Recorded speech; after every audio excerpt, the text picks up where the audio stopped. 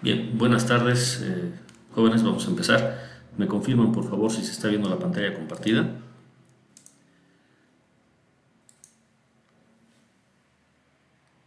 Se ve, Inge, buenas tardes. Eso es, gracias, buenas tardes. Bueno, a ver, vamos a utilizar ahora el libro. Estamos en el ejemplo 11.1. Ayer les había mostrado una implementación del método de Cross a una planilla electrónica. En ese caso era una planilla en Maple, que es un programa de matemáticas. Y reitero lo que dije ayer, es importante que todos tengan una planilla equivalente a esta en el programa de matemáticas que gusten. También vale la pena tener en la calculadora, pero la verdad es que en la práctica la herramienta con la que más trabajamos es la computadora, y eso incluye al examen. O sea, cuando llegue el momento del examen ustedes pueden ir con sus máquinas y desarrollar allí el ejercicio de cross.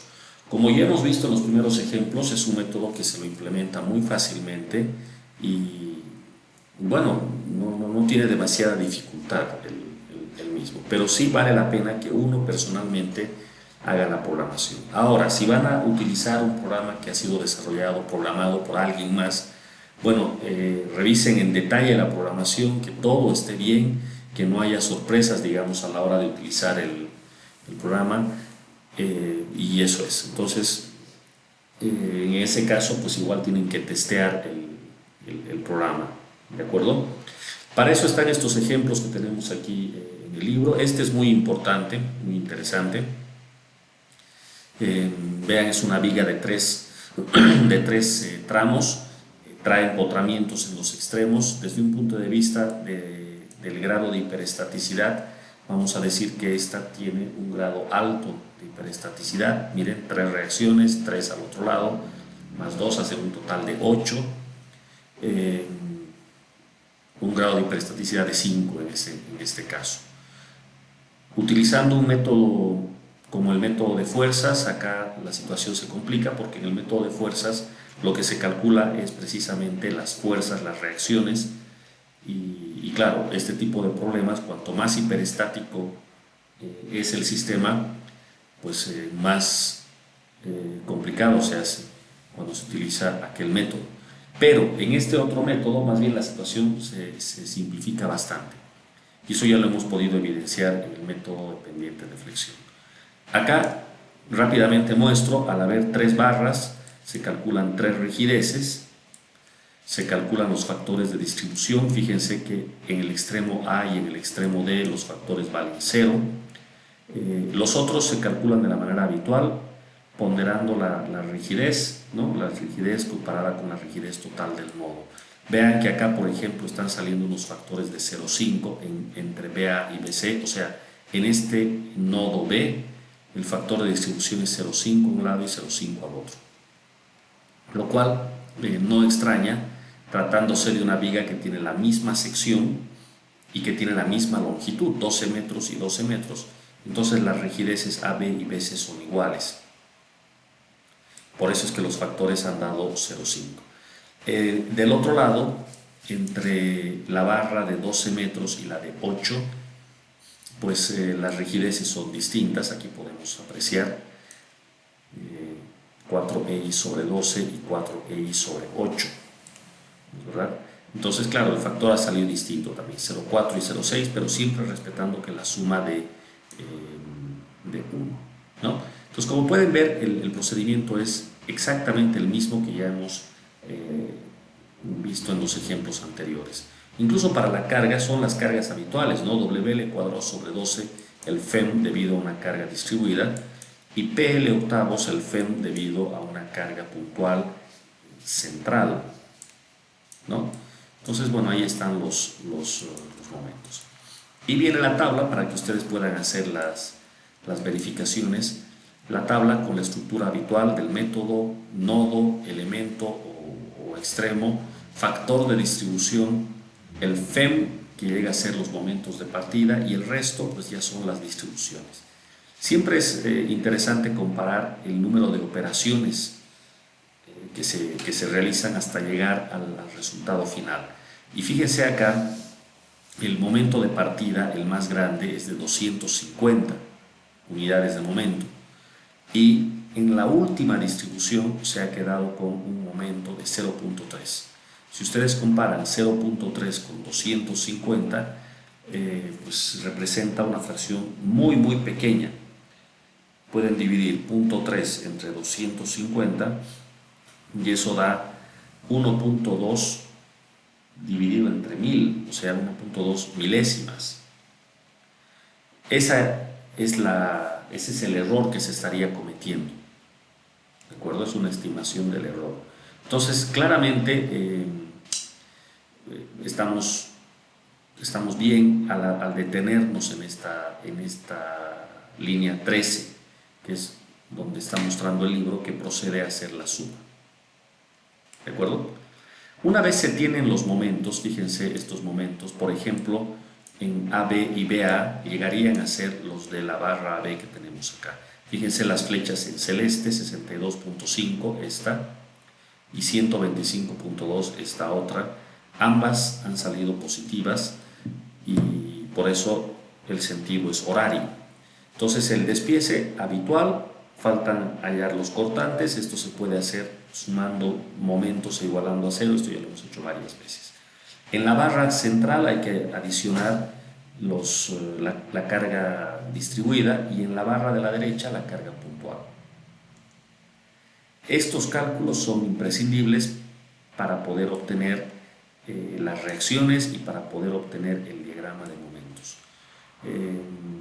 Y fíjense cómo el método como tal no es capaz de darnos esta parte del cálculo. Esto hay que hacerlo aparte. En una planilla de Excel o en una planilla de MATLAB se puede programar incluso para tener estos cálculos de las reacciones y de los diagramas de momentos y de cortante. Todo se puede programar, ¿no? Entonces lo ideal es tener esto más programado.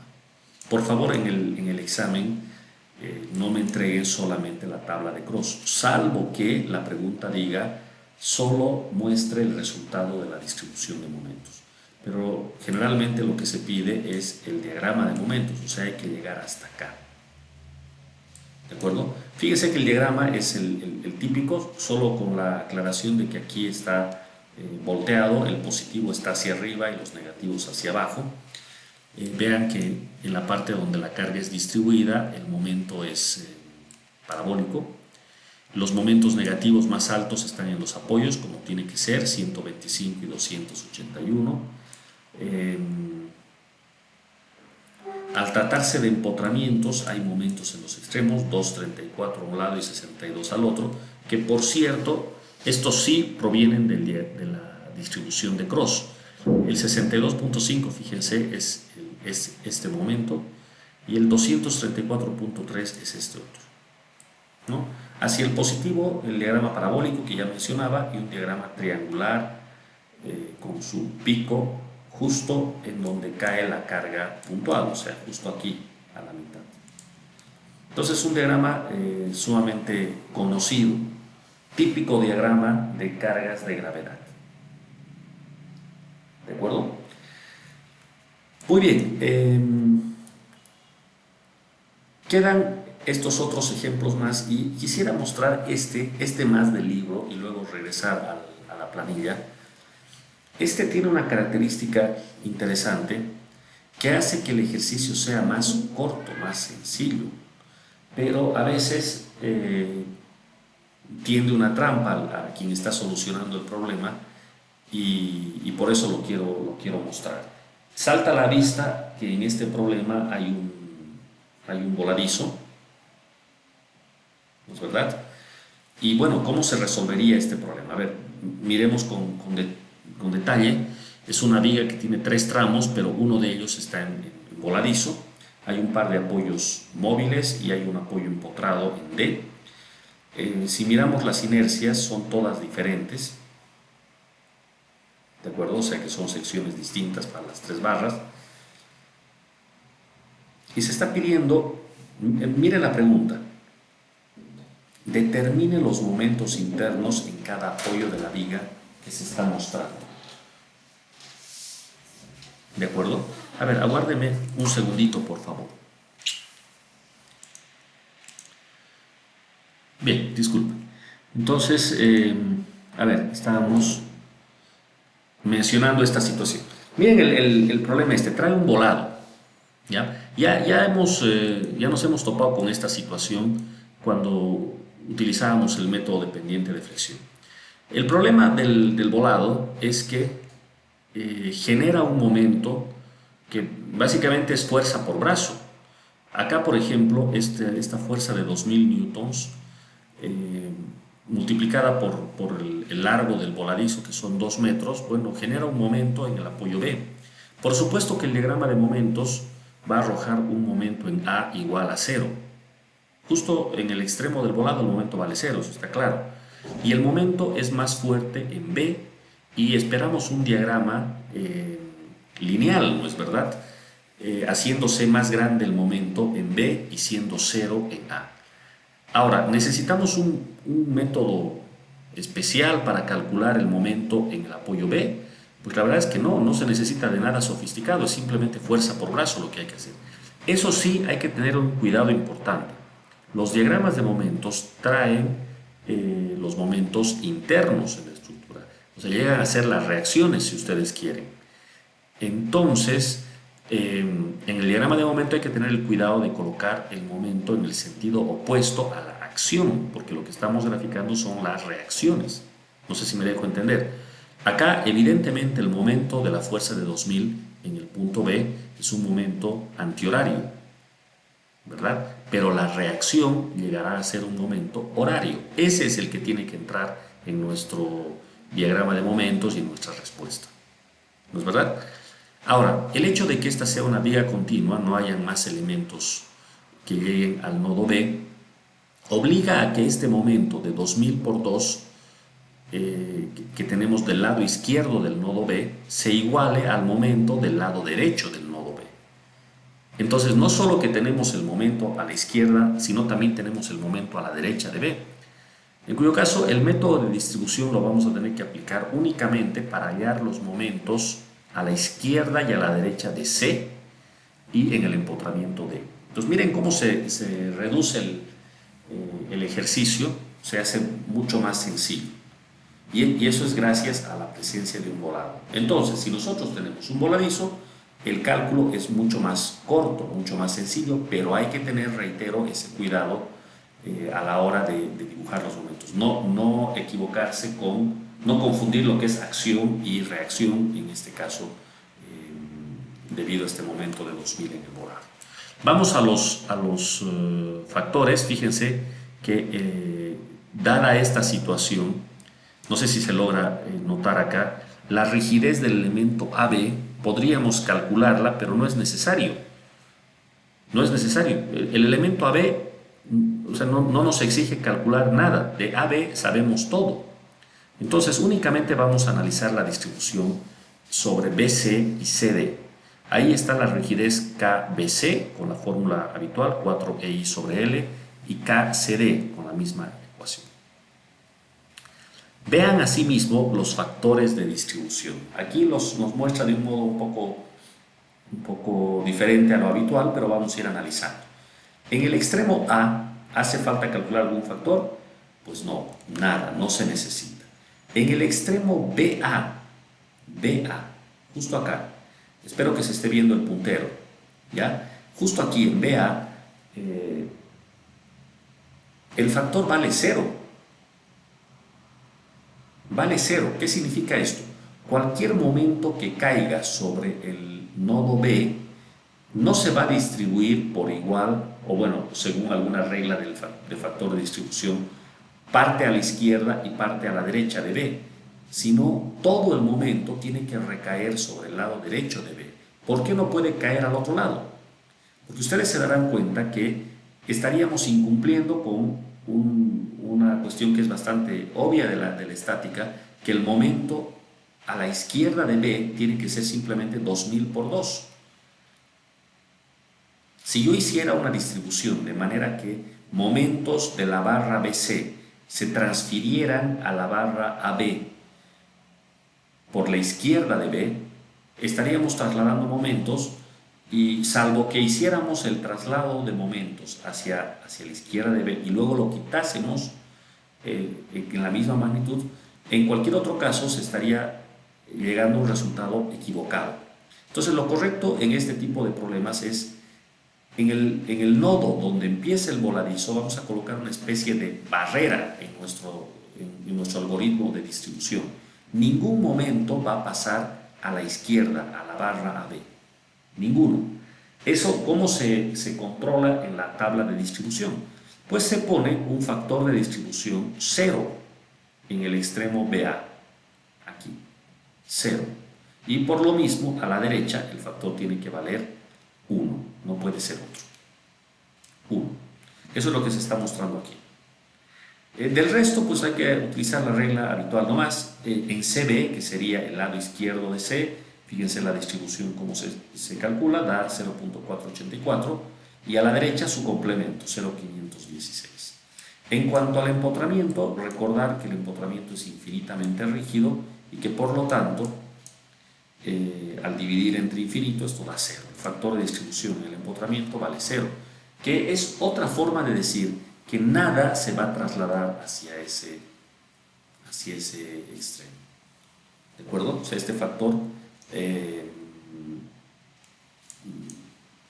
de 0 obviamente condiciona nuestra distribución. Y habíamos visto que en los empotramientos siempre se coloca 0 a ese factor de distribución. ¿De acuerdo? Bueno, debido aquí dice debido al overhang, este overhang es el volado, ¿no? Debido al momento de volteo en el volado, el FEM vale 2000 por 2, el FEM en BA. El FEM en BA vale 2000 por 2. Y aquí justamente se nota esto que yo les estaba diciendo.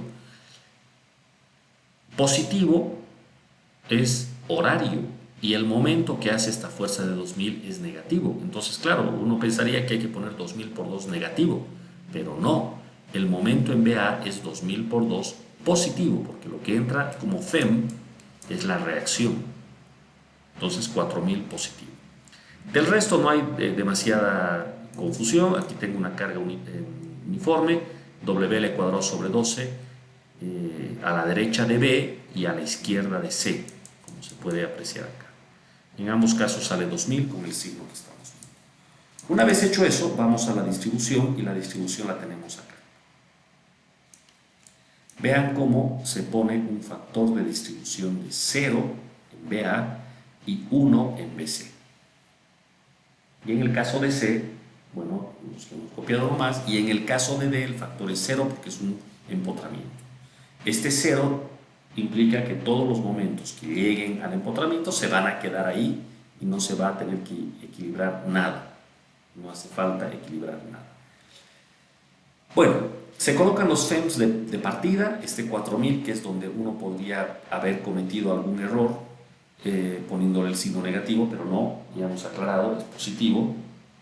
Y vean que el nodo B se equilibra con 4000 y menos 2000, eso da 2000 positivo, que se equilibra con 2000 negativo, el factor es 1, a la izquierda no va nada. Y en el caso de C, tenemos 2000 positivo más 0, o sea, sigue siendo 2000 positivo, que se equilibra con 2000 negativo, que va con un factor de 0,484 y 0,516. Y no hay nada más que distribuir, y como esto ya lo hemos visto antes, entonces es el mismo procedimiento, simplemente se traslada al extremo opuesto de la barra con un factor de 0,5, ¿no? Es el momento por 0,5, respetándole el signo. Y tenemos todo el procedimiento. Aquí no nos han contado los pasos, pero podemos ver en cada línea celeste que concluye una iteración. Entonces hay unos 4 o 5, alrededor de 9 pasos, 9 iteraciones, hasta llegar al último momento, fíjense, de 0.1. Habíamos partido de 2000, de 4000 el más grande, y ahora tenemos un momento de 0.1. Generalmente en estos cálculos, en un diagrama de cortantes o de momentos, tener un error de un 1% es suficiente.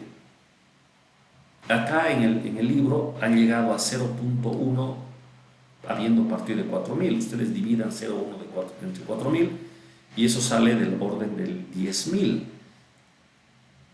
O sea, es un error muy pequeño, exageradamente pequeño. Entonces uno podía haberse detenido incluso antes, ¿no? Y claro, en el acumulado de los momentos, comienzo por ejemplo con -2.000, luego -484, etcétera, y vean cómo se va acumulando, aunque en esta fila, en el BC, vean cómo llega un momento y el mismo se lo quita de inmediato, llega, se lo quita, llega, se lo quita, al final se queda el -4.000 de inicio nomás. Pero es más notorio en CB y en CD, lo que quería decir, que el momento que se va añadiendo es cada vez más chico. Miren aquí donde estoy marcando, el momento que se ha añadido es de 7.1. Comparado con 2000 ya estamos hablando de un error por debajo de la milésima.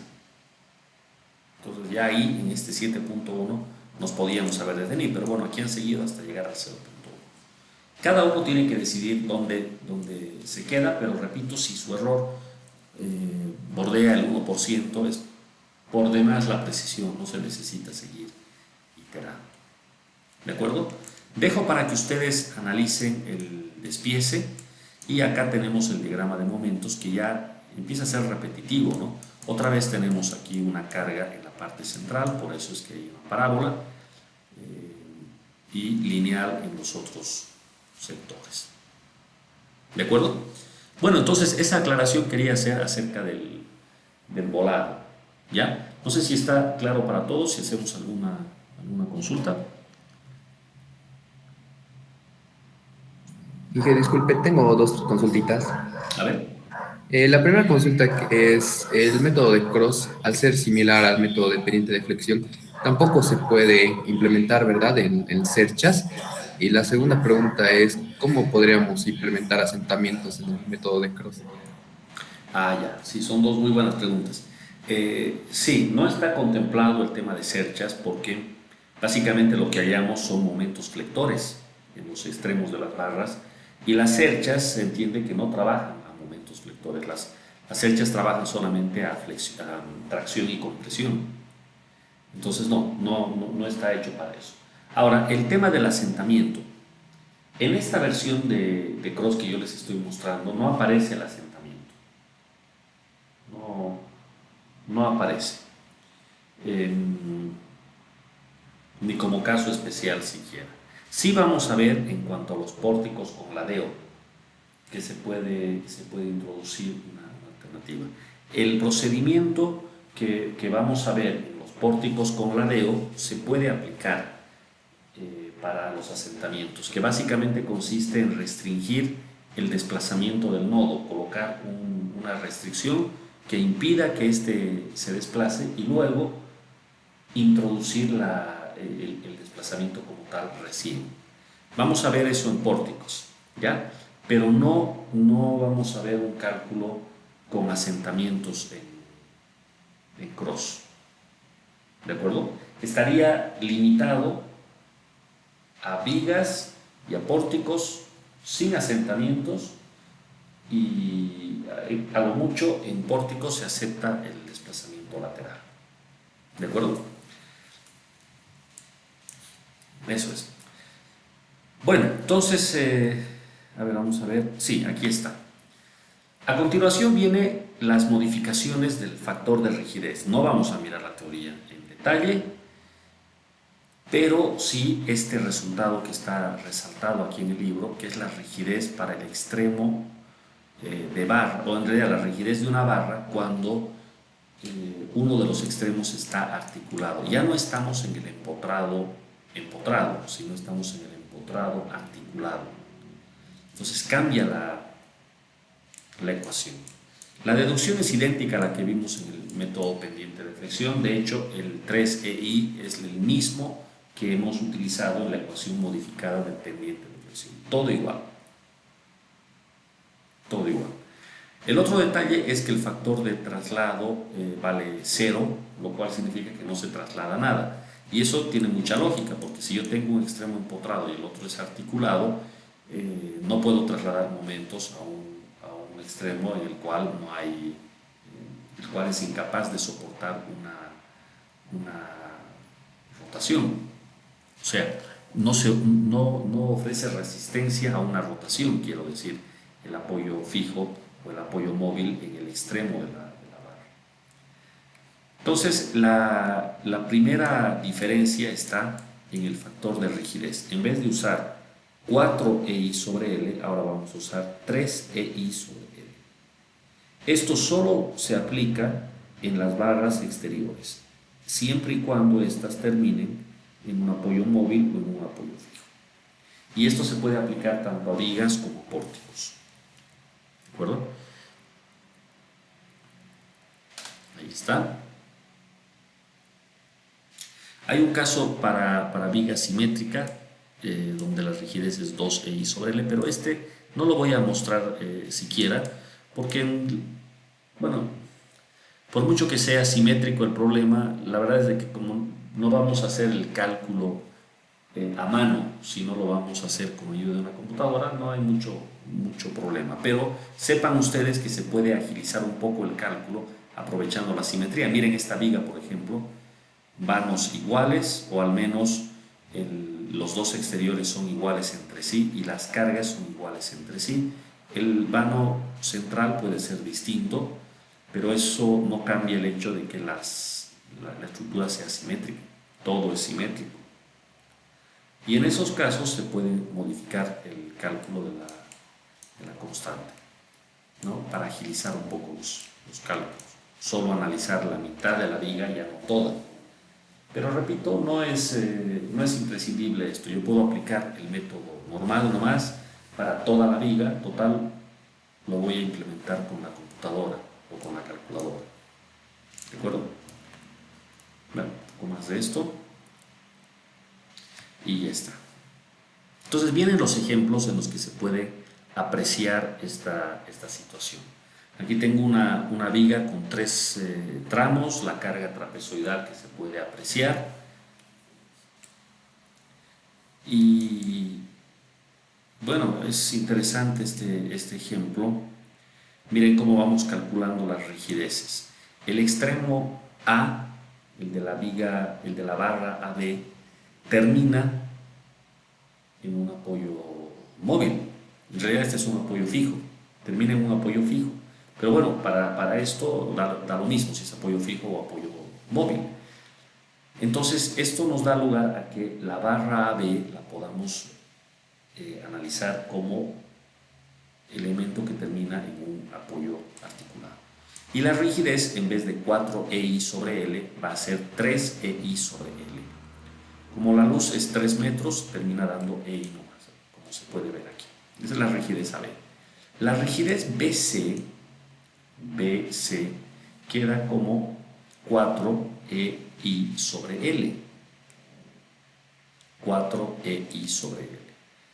¿De acuerdo? Solo que acá están utilizando, en vez de la rigidez para analizar toda la viga, aquí están utilizando el 2EI sobre L, que es la rigidez tomando solo la mitad. Vean la tabla de distribución de momentos, trae AB, BA y BC. Solamente AE, AB, BA y BC. Solo esos tres, pero miren cómo se facilita el trabajo. Partimos del FEM, se hace la distribución y no hay nada más que hacer. Ahí se queda. ¿De acuerdo? Yo voy a mostrar un ejemplo más largo que este y ya es una cuestión más personal, más de gusto. Yo particularmente no le presto atención a este ahorro de tiempo por la simetría de la viga. Total, calculo todo y porque repito, no lo voy a hacer a mano. En la realidad esto lo voy a tener ya programado, entonces no hace falta analizar solo la mitad de la viga y el resto completarlo por simetría, ¿ya? Pero bueno, por si a alguien le guste hacerlo de esta manera, pues tiene que tener el cuidado de cambiar la rigidez a 2EI sobre L y solo analizar la mitad de la viga, ¿de acuerdo? Sobre esto mismo, sobre la aplicación del método modificado, quiero ahora mostrar un ejemplo. Entonces voy a dejar el libro, y nos vamos a ir otra vez a la planilla.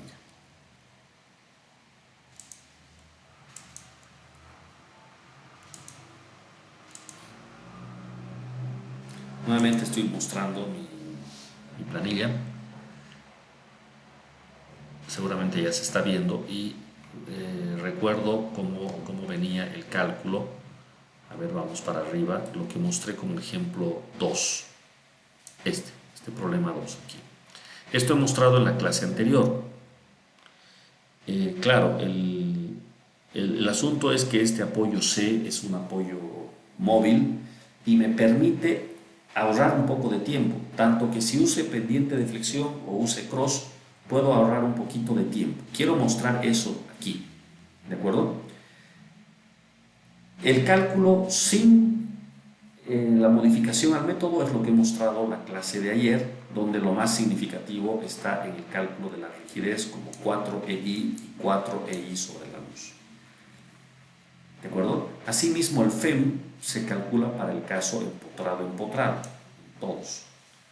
Y posterior a eso se entra a la tabla y se procede a la distribución.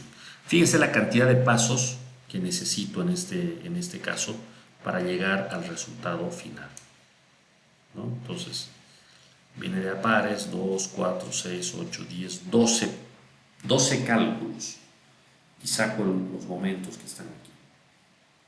¿De acuerdo?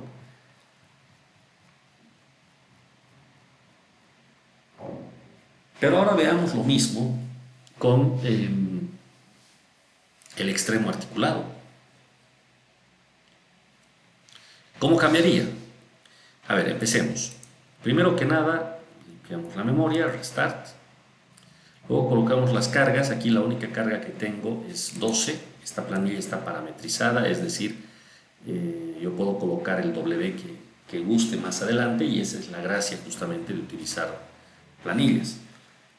Ya está 12, las luces 5 y 2.5, lo estamos viendo. Y pasamos a los momentos. Pero resulta que ahora, de principio, el momento CD se toma como 0. Este momento a la derecha no existe, 0. Y solamente voy a considerar los otros 3. ¿Eso qué significa? Cuando vamos al cálculo de la rigidez de la barra AB, usamos la fórmula habitual 4EI sobre L. Pero cuando vamos a la rigidez de la barra BC, usamos 3EI sobre L. Entonces ahí está la primera modificación a la rigidez. Lo dejamos en función de EI porque después se va a cancelar y no hay necesidad de introducir EI. Ahora, ¿por qué 3EI en el caso BC? Pues simplemente porque la rigidez es la modificada para cuando hay un extremo articulado en la viga. ¿Sí? 3EI. Bueno, eso afecta al factor de distribución. En el empotramiento A, factor 0. En BA y BC, pues hay que usar la ecuación habitual de la media ponderada.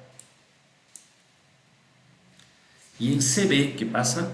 Bueno, en CB es 1, como siempre. Ahí está. Entonces tenemos las rigideces completas. El FEM, veamos, WL cuadrado sobre 12. Ocurre que el FEM está en este ejercicio en la viga que no se ve afectada, en la barra que no se ve afectada por el extremo móvil en C. Entonces el cálculo se hace de la forma habitual, WL cuadrado sobre 12. Si hubiésemos tenido que calcular algo en la barra BC, en la tabla de FEMs hubiésemos tenido que ir al FEM empotrado articulado.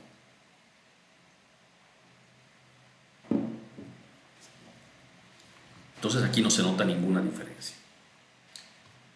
Bueno, a continuación se hace la distribución. Nodo ABC, extremos AB, BA, BC, CB. Factores en A 0, en BA 0,4, en BC 0,6. Y en CB,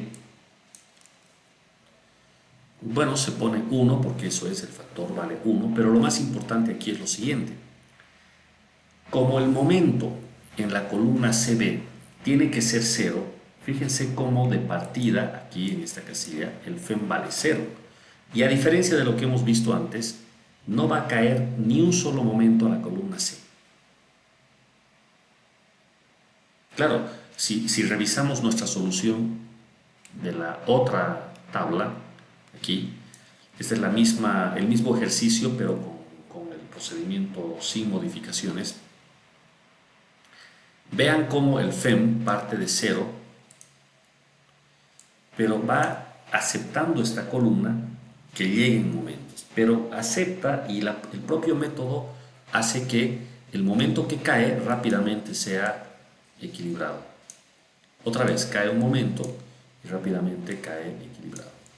Al final, ¿cuánto da este momento? 0. Bueno, eso ya lo sabía de principio.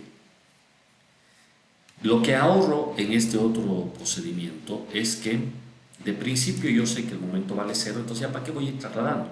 Es como si yo le pusiera una barrera entre la columna del BC y la columna del CB, colocar una barrera. Y nada pasa de la izquierda a la derecha. Todo se queda ahí. Entonces, con esa restricción, veamos cómo queda el problema. Tengo un momento de menos 25 y uno de más 25 aquí en el empotramiento. A la hora de equilibrar, resulta que el nodo A no hace falta equilibrar, porque el nodo A es un empotramiento. Pues lo dejo así. Mientras que el nodo B no es un empotramiento, hay que equilibrarlo. ¿Con qué? Pues si tengo 25 unidades de momento, pues acá, miren, menos 10, menos 15, suman menos 25. ¿De dónde vino esto? Simplemente es del factor de distribución 0,4 y 0,6. Nada más. Estamos equilibrando estos 25, 0,4 a un lado y 0,6 al otro. Ahora, a la hora de transmitir, tendría yo que trasladar del extremo BA, o sea, de este, hacia el extremo AB. ¿Se hace esa transmisión? Sí, está permitida. Coloco la mitad de 10.000, aquí abajo es menos 5.000. Y ahora viene la pregunta, ¿tengo que transmitir algo del otro lado, el menos 15.000 que está en BC? Pues la respuesta es no, no se transmite nada al otro lado. Le he puesto aquí una barrera, no llega a ningún momento. Entonces, conclusión, solo tengo un momento del lado izquierdo. ¿Ah? Y ahora yo tendría que pasar a equilibrar, pero así como no he equilibrado en el anterior punto, acá tampoco, porque este es un empotramiento. Entonces, en conclusión, el único momento que me quedaba, no lo tengo que tocar, no necesito modificarlo ni hacer nada, ninguna operación, porque ese momento cayó al empotramiento y ahí se queda. Y bueno, el resto de mi fila está vacía. Eso quiere decir que he terminado con la distribución.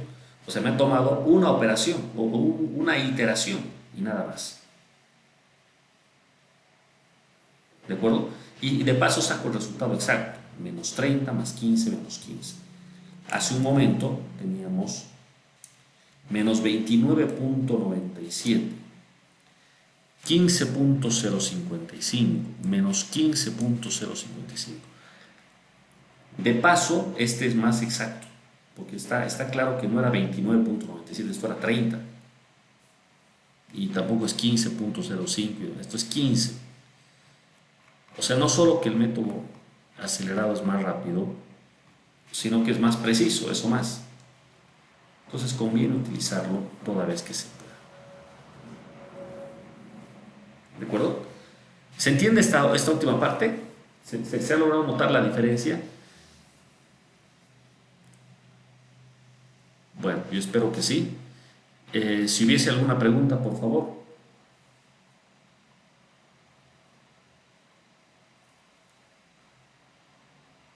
Y que disculpe, por curiosidad, el método de pendiente de inflexión como el método de Cross, ¿se puede implementar a arcos?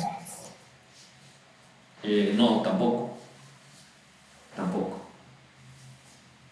Está hecho para vigas y para pórticos en realidad, ¿no? Sí. Es un método que en su momento se usó para diseñar edificios y que hoy en día se lo sigue usando para edificios, ¿no? Y ya para otro tipo de estructuras, por ejemplo el arco o lo que mencionábamos hace rato, una estructura con asentamiento, hay que acudir ya a otros métodos, ¿no? Eso es. ¿Cuál es la gracia de este método de distribución? Es que es muy sencillo. Miren cómo esta tabla especialmente es muy notoria la situación. La distribución ha consistido en dos pasos, dos operaciones aritméticas que hemos hecho bajo el algoritmo de distribución y se acabó el ejercicio. Siendo que esta era una viga hiperestática que de principio se veía un poco más complicada, pero no, para este método no lo es. Entonces, es muy atractivo este método. Hay muchos constructores en el medio que tienen sus planillas, llevan consigo sus planillas en Excel y hacen sus verificaciones rápidas. Miren, ustedes tienen una viga de una estructura porticada, por ejemplo, ¿no? Como los planos que les he compartido al empezar el curso. Lo habitual es tener unos 4, 5, tal vez 6 luces, más que eso no es muy frecuente en un edificio normal. Entonces podemos agarrar plano por plano, pórtico por pórtico e ir haciendo el análisis con esto. Incluso se puede analizar viga por viga, no necesariamente el pórtico entero. Y hasta que uno esté cargando toda la estructura en SAP o en ETABS o en el programa que fuere de elemento finito, pues se pasa el tiempo. Es mucho más ágil esto. Entonces es una herramienta que la gente la utiliza para verificaciones. Está plenamente vigente. Si ustedes en el curso de hormigón tienen la oportunidad de estudiar con los handbooks, el handbook del ACI, por ejemplo, no se sorprendan de encontrar cálculos con cross. Hay muchos cálculos con cross. Esto se puede adjuntar a una planilla de cálculo de diseño en hormigón armado. Entonces ustedes tienen rápido los momentos y continúa su planilla de MATCAD o de Excel, lo que fuere, con el diseño. Bastante. ¿Ya? Bueno, si hay alguna otra pregunta o curiosidad, por favor.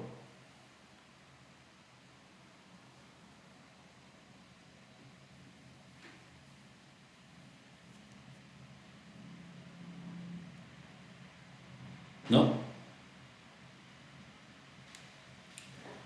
Bueno, yo acá tengo algunos ejercicios más. Este es un ejemplo de una práctica pasada, ¿no? El año pasado en realidad, justamente tratando de calcular de manera o de demostrar una aplicación práctica de este tipo de cálculos. Esta es una viga extraída de una planta arquitectónica, donde pueden ver las luces. Estas luces ya no son luces de libro, ¿no? Ya no es como en el Hibbeler, que todo era demasiado perfecto. Estas ya son luces más realistas. Esta de 9.80, por ejemplo, es una luz bastante grande, una viga de 9,80 metros es grande. Entonces, para esta viga que tiene 4 tramos y 5 apoyos, 5 columnas, incluido un voladizo, pues se pide hacer el cálculo por cross, ¿no? Entonces hay que calcular desde el módulo de elasticidad, la inercia, acá me da la sección de la viga, 30 por 80, supongamos. Dicho sea de paso, una regla de predimensionamiento que se suele usar en hormigón es que si tengo una viga de luz como esta, por ejemplo, yo agarro la luz y la divido entre 10 o la divido entre 12 y eso me da más o menos un estimado del peralte de la viga. Entonces 80 centímetros es más o menos utilizar la regla de la luz 9.80 dividido entre 12 o entre 10, por ahí está. Si fuese entre 10 sería 98 centímetros, ¿no? Es una regla de predimensionado que funciona muy bien en la práctica. Bueno, la carga lineal aquí viene como una combinación de carga muerta más carga viva. Ustedes reconocerán con la nomenclatura habitual D y SD, más la carga viva y con sus factores de mayoración habituales, 1, 2 y 1, 6. Además, en la realidad se hace una distribución de cargas. ¿Se acuerdan la primera práctica del curso en donde tuvieron que hacer una distribución de cargas a las vigas? Bueno, este ejemplo está relacionado con aquello. Fíjense, este 1,50 que se ve acá representa el ancho de aporte, el área de aporte, porque se entiende que estoy viendo una planta, ¿no? Debe ser esta la viga exterior, y estoy viendo una planta y me falta ver el resto de las columnas, pero aquí ya estoy analizando para un ancho de aporte de 1,50 metros. Entonces esta carga proviene de ahí. Una vez que tengo todo esto, puedo pasar al cálculo como tal. Entonces aquí tengo mi planilla y claro, un aspecto importante es cómo hacer encajar las cosas de un problema real a un problema, a un modelo como el que tenemos acá. Si ustedes notan, nosotros tenemos que decidir qué hacer con el extremo izquierdo, al cual se le está llamando apoyo A. En la realidad es una columna que se ha vaciado monolíticamente con la viga, con la losa, es una unión rígida y bueno, no es un empotramiento, pero si yo lo coloco como apoyo fijo, tampoco es un apoyo fijo, no es una articulación. O sea, en la vida real tengo una unión viga-columna que no es ni empotramiento ni apoyo fijo. Pero bueno, mi estática es limitada, la teoría es limitada y tengo que escoger o pongo empotramiento o pongo apoyo fijo, no tengo otra opción. Al menos para estos métodos que estamos estudiando acá no tengo otra opción. Ya en el método matricial tengo la chance de regular la rigidez, no poner rigidez infinita como un empotramiento ni rigidez cero como en el caso de un apoyo fijo, considerando las rotaciones en este caso, ¿no? Y se puede hacer. En SAP, por ejemplo, se puede regular esa rigidez, ¿no? Y colocar un intermedio. Pero si voy a utilizar estos métodos tradicionales, no tengo opción, tengo que escoger uno de los dos. Acá se ha escogido un apoyo fijo. El resto, los apoyos interiores, pueden ser apoyos fijos también o rodillos. Estos se parecen más a la realidad, no hay mucha discrepancia. El problemático es el de la izquierda, el A. Pero bueno, suponiendo que este es nuestro modelo, entonces aquí pasamos, Start, introduzco mi carga. Por cierto, mi carga es uniforme. En la realidad estas cargas distribuidas suelen ser uniformes. Aquí me salió 2791, entonces coloco 2791 de carga. Las luces, bueno, 494, 980, etcétera. Voy a colocar todas mis luces acá para este cálculo real. Las rigideces, ya que dije que el apoyo A es un apoyo fijo, entonces puedo usar 3EI sobre L, mientras que el resto todas vienen como 4EI sobre L. Le doy un Enter y ya tengo mis rigideces. Fíjense que no me he preocupado del EI. Habitualmente el EI se cancela, entonces por lo general no es necesario calcular. Los factores, ahora sí tengo varios factores, porque son muchas barras, ¿no? Aquí tengo 1, 2, 3, 4, 5 y cada una con dos extremos, ¿no? 10. Quizás el voladizo lo pueda obviar, el extremo en F no hace falta que calcule, entonces menos un cálculo que haya que hacer. Pero bueno, el resto hay que calcular. Y aquí están los factores: 1 para el apoyo fijo, el resto con la fórmula habitual de la media ponderada, o sea, del factor relativo, mejor dicho. Rigidez entre rigidez total, rigidez entre rigidez total. En el caso ED, ¿dónde está el ED? Vamos a ver. Aquí. Reconocemos el mismo problema de hace un momento, el voladizo. Entonces, a la derecha de E, el factor tiene que valer 0, lo cual significa que en ningún momento lo vamos a trasladar a la derecha de E. ¿Por qué? Porque el momento ahí se calcula simplemente como fuerza por brazo. En este caso tengo una resultante de la carga distribuida, su brazo está justo a la mitad de del tramo EF, y bueno, fuerza por brazo, y eso es todo. Entonces el factor tiene que valer 1, y sobre el voladizo el factor tiene que valer, a la derecha del apoyo E, y a la derecha tiene que valer 0, y a la izquierda tiene que valer 1. El extremo F no cuenta siquiera. No cuenta, fíjense, aquí faltaría el extremo FE, no cuenta porque ese definitivamente vale 0. Entonces tengo todos mis factores de distribución aquí recalculados, todos. Los FEMs, todos van con la fórmula WL²/12, salvo el primero. ¿Por qué? Porque tenemos un extremo articulado, y el FEM para empotrado articulado, pueden revisarlo en las tablas, es WL²/8. Y ese FEM solamente va al extremo interior. Fíjense aquí en BA, es decir, solamente de este lado, BA. Del otro lado, en el AB, no hay FEM, porque lo estamos tomando como extremo articulado. Empotrado en B, articulado en A, solo tengo momento FEM en B, no tengo otro lado.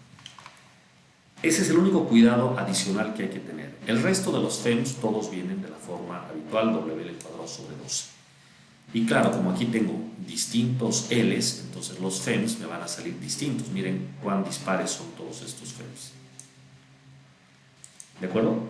Con esto se puede pasar a la tabla de distribución. Bueno, aquí voy a darle un enter para que se recalculen mis FEMs. Y como siempre, la tabla tiene que ser capaz de correr sola. Entonces aquí debe de copiarse los factores de distribución, están todos copiados. Si yo cambio algo acá arriba, pues automáticamente la tabla tiene que cambiar, como una planilla Excel común y corriente.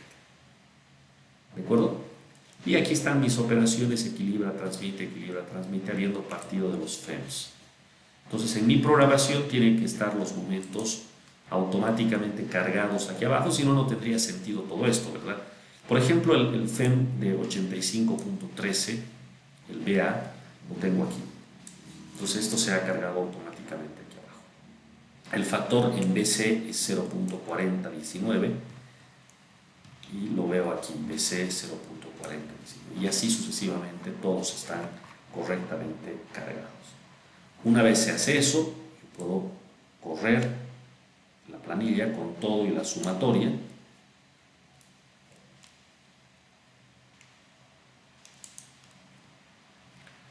Y vean cómo se va haciendo el cálculo. En una hoja Excel, Excel no hace estos cálculos de esta manera. Uno cambia los datos arriba en el encabezado y automáticamente aparece, ¿no? Es instantáneo, ¿verdad? Está mucho más adaptado para este tipo de cálculos que un programa como este. Pero no importa, para fines didácticos esto está bien. Y aquí está el resultado de la distribución. El momento en A vale 0, el momento en el extremo izquierdo de B vale 187.02, a la derecha lo mismo. Y miren que acá, como este ya es un caso distinto, ya no es el ejercicio del libro que estábamos viendo antes, ya es más notoria la imprecisión por los redondeos, por los decimales. Teóricamente los momentos tienen que ser iguales, estos dos deberían ser iguales, pero no me salen exactamente iguales. Sin embargo, yo coloco mi resultado final. Entonces aquí estoy escogiendo el 187.02 y aquí también. No sería correcto, sería conceptualmente un error poner los momentos como me ha salido en el cálculo, ¿no? Entonces quizás escoger el momento más grande hubiese sido un poco más cauto. Tampoco es que la diferencia sea muy notoria, 0.71 y 0.02, pero no cierra exactamente. ¿De acuerdo? Ustedes revisando la grabación ya con calma y a modo de testear sus respectivas planillas, les pido que este ejercicio lo vean, que está mucho más interesante que los del libro. Este permite testear mejor lo que se ha programado. Lo mismo ocurre en los otros apoyos. Miren, 173.02, aquí ha cerrado mejor. Hacia el otro lado, D, también se ve una mayor consistencia de los resultados, y finalmente en E también se aprecia lo mismo. ¿De acuerdo? Este es nuestro resultado de la distribución. Y bueno, aquí lo que falta es el diagrama de momentos como tal, que todavía hay que hacer. ¿De acuerdo? Bueno, entonces para las evaluaciones, para las prácticas y demás, hay que estar preparado más para un ejercicio de este estilo, más realista que para los problemas del libro, ¿no? Los del libro están bien para entender el método y nada más. En la realidad esto es más así como estamos mostrando. ¿Ok? Bueno, si hay alguna pregunta, por favor. Con esto estaría ya terminando lo que son vigas, definitivamente, y nos restaría ver pórticos, que lo vamos a hacer el día de mañana. ¿Ya? Si hay alguna pregunta, por favor.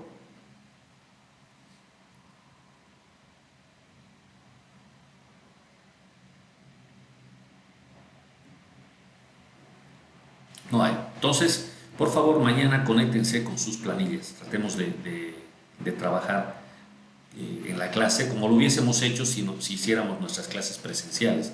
Generalmente estas clases yo ponía el ejercicio, cada uno trabajaba con su planilla en la clase y bueno, después comparábamos resultados, corregíamos lo que hay que corregir en la planilla, etc. Tratemos mañana de hacer algo parecido a eso, por favor. ¿Ya? Bien, señores, eso es todo por hoy. Entonces nos desconectamos y hasta mañana.